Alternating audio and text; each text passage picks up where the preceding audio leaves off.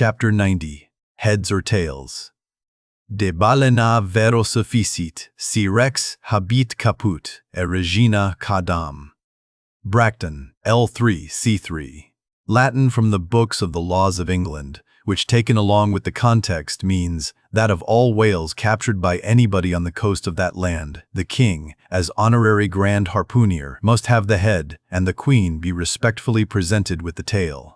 A division which, in the whale, is much like having an apple. There is no intermediate remainder.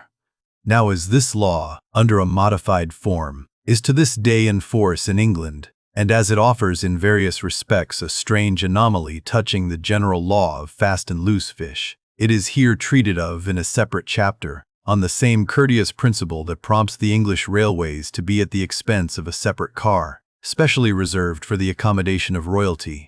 In the first place, in curious proof of the fact that the above-mentioned law is still in force, I proceed to lay before you a circumstance that happened within the last 2 years.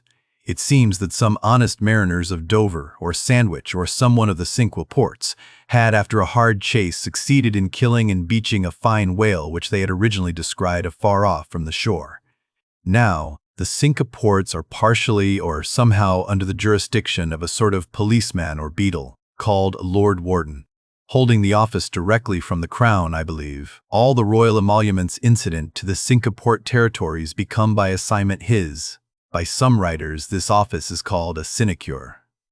But not so, because the Lord Warden is busily employed at times in fobbing his perquisites, which are his chiefly by virtue of that same fobbing of them.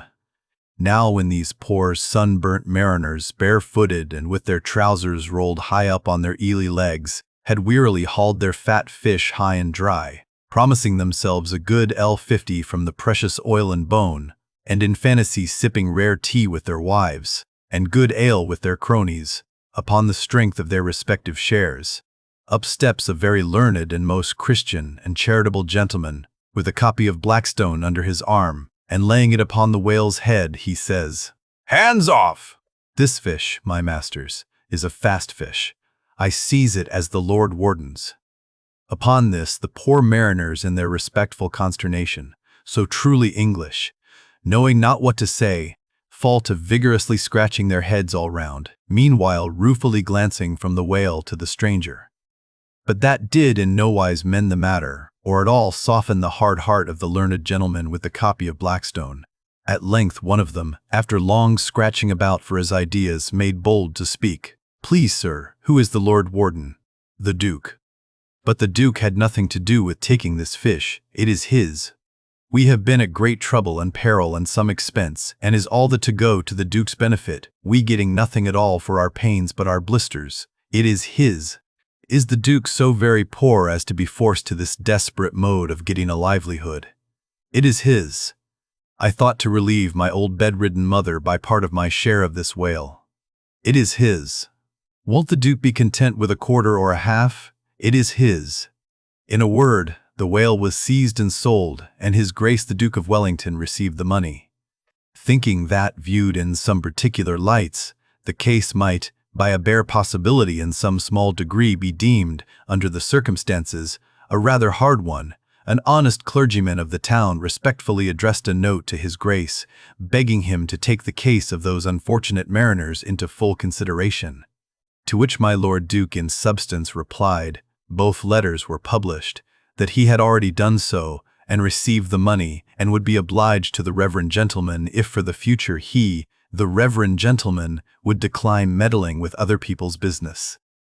Is this the still militant old man, standing at the corners of the 3 kingdoms, on all hands coercing alms of beggars? It will readily be seen that in this case the alleged right of the Duke to the whale was a delegated one from the sovereign.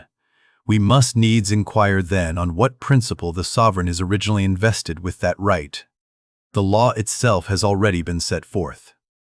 But Plowden gives us the reason for it. Says Plowden, "The whale so caught belongs to the king and queen because of its superior excellence." And by the soundest commentators this has ever been held, a cogent argument in such matters. But why should the king have the head, and the queen the tail?